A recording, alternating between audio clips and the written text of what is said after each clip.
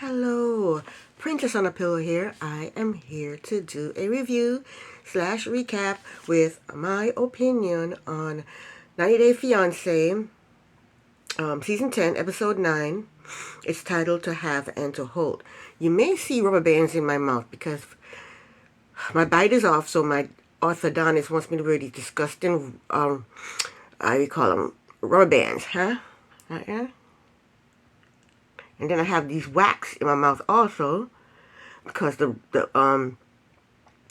braces rub up against the inside of my lips and scratch it all up and tears at it. So I have rubber bands. I have the braces in my mouth. I have the rubber bands in my mouth. And I have the wax in my mouth. And then I have a cold. So if you can't understand what I'm saying, I'm so sorry. But let's get started. The title of this damn show is To Have and to Hold. And it's ridiculous. What do you mean to have and to hold? Nobody getting married yet. It's still early days. Okay, so first couple is Justin and Nikki. I'm not trying not to open my mouth too much so that you can see the rubber bands and the wax and okay, so but one side of my mouth probably does look swollen because of the damn wax. I'm so self-conscious. And tomorrow is my company's Christmas party. You think I'm gonna go there with wax and rubber bands all up in my mouth? Orthodontists, they're crazy. They are crazy. Anywho, let's get started. The first couple is Justin and Nikki. So Justin takes Nikki to a winery, a romantic place where they can stay overnight. He said if she behaves, maybe they can have sex for the second time. So they get to their room and drink wine, and they seem to be having a good time. For now. Next, they are rolling dough. They're making something. I don't know what they're making. Some type of meal or some type of breadish meal. I don't know. Justin lets us know that they had sex. Justin said Nikki doesn't cook or clean. He said in Moldova, the women are great cooks and they clean and support their men. And then that makes the men want to make love to the women. So I don't have to be attractive. I don't have to be nice. All I have to do, watch this. Look at that. All I have to do is cook and clean, and you'll be attracted to me. You want to have sex with me? That's crazy. I don't like that way of thinking either, because Justin has one hell of a nerve, because Nikki is the breadwinner in their relationship. She makes most of the money. She does several different types of jobs. I think she's a model. I think she's a singer or a rapper or a dancer. She does several types of jobs in order to make the dough. And then she gives him the dough. So she's supporting him financially. So she's supposed to cook, clean, and take care of him and support him financially. She's supposed to do all of that. What is he doing? What is he bringing to the table? Come on, Justin. / Igor. Come on now, stop it. There needs to be a balance. She can't be doing everything and you do nothing. Come on now. So Justin asked Nikki if she was happy with the sex. And she said she was expecting sex that night. But he woke her up at 3 a.m. in the morning for sex. She wasn't happy about that. She wanted it when she wanted it, and then he wanted it when he wanted it. They need to get on the same page. Sorry. So she asked him why don't they have sex more often? He told her that basically he is turned off when she gives off man vibes. He told her he needs a nice woman, and she should open up the woman part of herself. But Nikki doesn't even address what he said to her. All she wants to know is why doesn't he have her on his social media? So he went ahead and put her on his social media, and she was happy. For now. Next, Justin took Nikki to he took her wine tasting, and they are having a good time. And Nikki is drunk. The next morning, Nikki has a hangover. And they go out to eat. And they are talking about sex because they're still not on the same page when it comes to sex. When then she starts accusing him of cheating on her. He told her her bitch vibes were showing. So he told her that he has not been with anyone since he gave her the engagement ring. And she is pissed. And she gets up and storms off. Excuse me. She's pissed because before they got engaged, they were dating. So while they were dating, and everything was going well, she was applying for the visa for him, and then they got engaged, and he was seeing someone else at the time. So she's pissed. She gets up and she walks off. That's the end of them. Next up, it's Sophie and Rob. They go bowling with two of Rob's friends. So Rob's nosy friend asks Sophie about her going through Rob's phone. So Sophie told Rob's friend about him looking at nude girls online. And to my surprise, the friends were shocked, and they got upset with Rob for not telling them that part of the story. That she went through my phone and found naked girls, found that I was looking at naked girls on video. He didn't tell them that part. So they jumped on him. They jumped all over him, and he was not happy about that. Next, Sophie FaceTimed with a friend from London, and she told her friend that Rob was looking at naked girls on his phone again.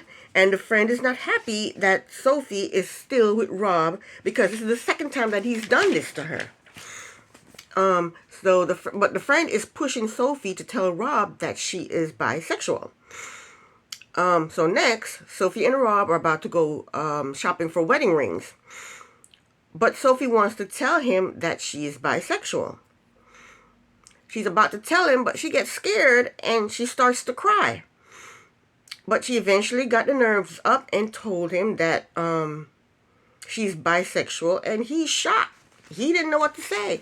And for now, that's the end of Rob and Sophie. Next, it's a new couple. I'm hot. I'm going to turn on the fan. Oops. 1 second. Let me get the fan to blow on me. There we go. All right. We meet a new couple, Citra and Sam. Sam is from Missouri. He's 30 years old. He sleeps in his car because he works a double shift, and it's like an hour each way, I guess, from his home. So he sleeps in his car instead of doing the commute. He said when he was 15, he got addicted to pain medicine, but now he's clean.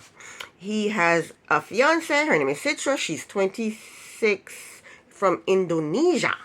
He met Citra 3 years ago on a dating app.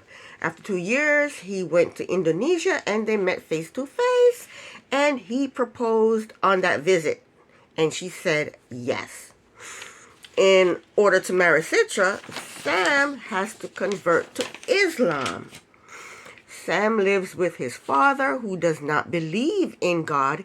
The father believes in aliens, and Sam kind of believes in aliens too. But Sam is going to try to convert to Islam because he has to do that in order to marry Citra. Citra will arrive in the States in about 4 days, and after that, a few days after that, her father is going to come. Her father is a police officer. And Citra and Sam has not had sex yet because they don't believe in... Citra's culture does not believe... the Islam culture, I guess, or Muslim culture, does not believe in having sex before marriage. So Citra told Sam that they need to get married in 2 weeks, not 90 days. I guess because the father is coming there to make sure that they get married before anything happens, physical happens between them, I guess. So Sam has a lot on his plate. Next up is Devin and Nick. They arrive in Arkansas, and we find out that it's a full house. Devin's entire family live together, and that's good. They save money on rent. I don't know what rent is like, or mortgages are like in Arkansas. I've never been to Arkansas. I have no... Tell you the truth, I think this is the first time I've ever even said the word Arkansas. That's pathetic. Anywho, I don't know anything about Arkansas. I don't even think I can find Arkansas on the map. Oh my God, that's bad. But I'm admitting it. Anywho, it's Devin's two sisters, her brother, her mother, and her father that lives together. So she gives the Nick a tour of the house, and then later she gives him a tour of the town. What's the name of that town now? Surrey or something like that? I don't know.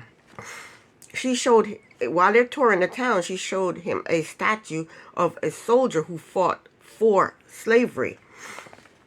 And Nick is very uncomfortable and not happy that that statue is up. And I don't think anybody else that I know would be happy about that either. Anywho, next, friends came over to the house and they have a fish fry. And Nick helped with the fish fry.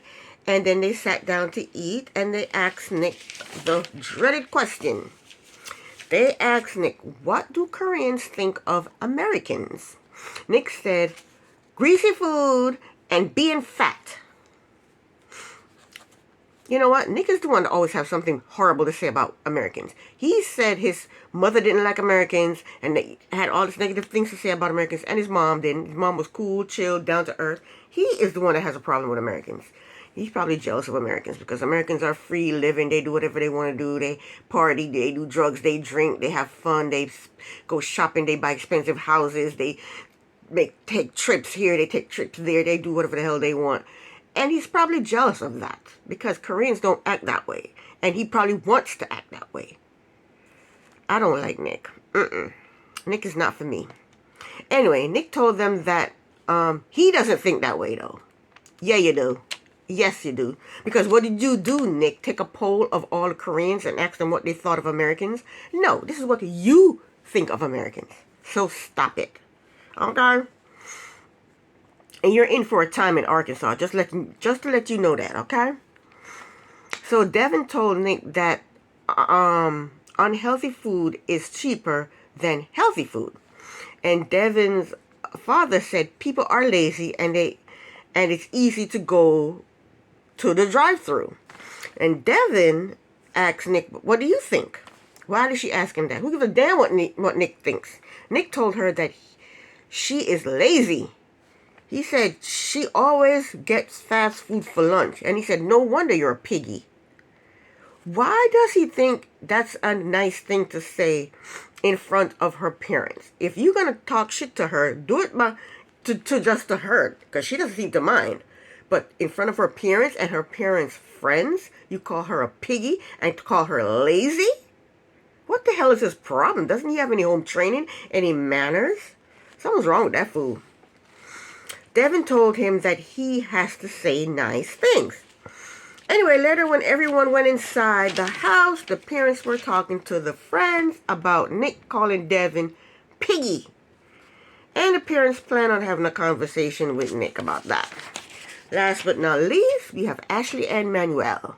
We pick up where we left off. Manuel left the candle shop and walked home because he didn't like Ashley's friends asking him personal questions about Ashley sending money home to his family. So, excuse me. So when Ashley gets home, she immediately starts to lecture him about walking off and walking around the city alone. He basically told her to leave him alone. He's watching soccer. She asked him why did he leave.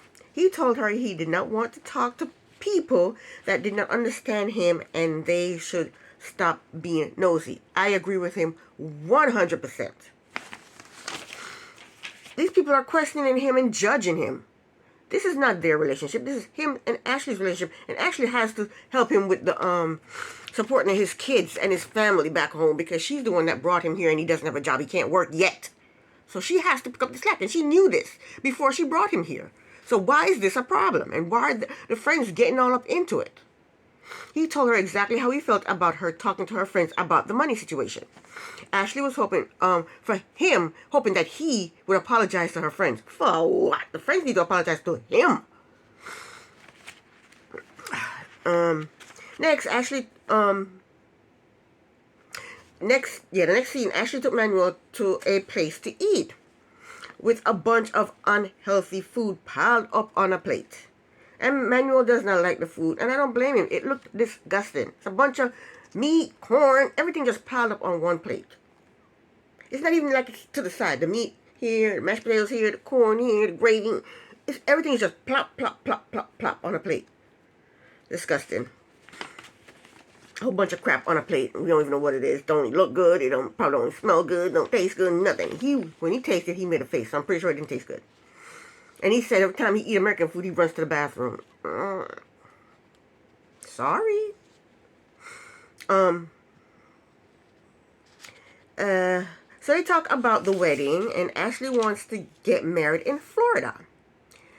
She checked on flights, and a round trip ticket for two is $613. And Manuel is upset because he does not want to spend that much money on a flight to Florida to get married. And I don't blame him. She need to, send money home to his family. He'd rather her do that, and I would rather her do that too. She can go to the courthouse and get married for $50. And then later on, when they're more settled, then you can have a dream wedding. I mean, damn, girl.